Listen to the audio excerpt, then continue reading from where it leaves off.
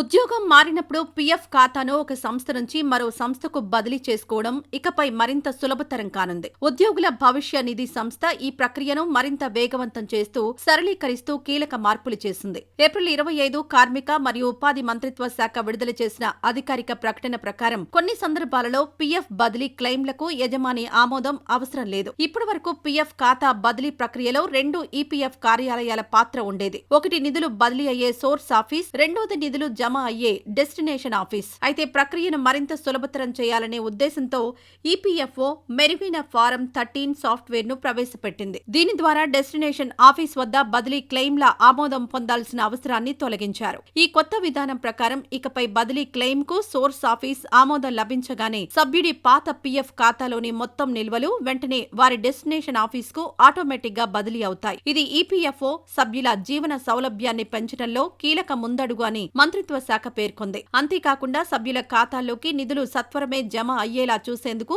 సభ్యుల ఐడి, ఇతర అందుబాటులో ఉన్న సమాచారం ఆధారంగా పెద్ద సంఖ్యలో యూఏఎన్లను ఒకేసారి జనరేట్ చేసే సదుపాయాన్ని కూడా ఈపీఎఫ్ఓ ప్రవేశపెట్టింది. ఇందుకోసం ప్రత్యేక సాఫ్ట్వేర్ ను ఫీల్డ్ ఆఫీసులకు అందుబాటులోకి తెచ్చారు.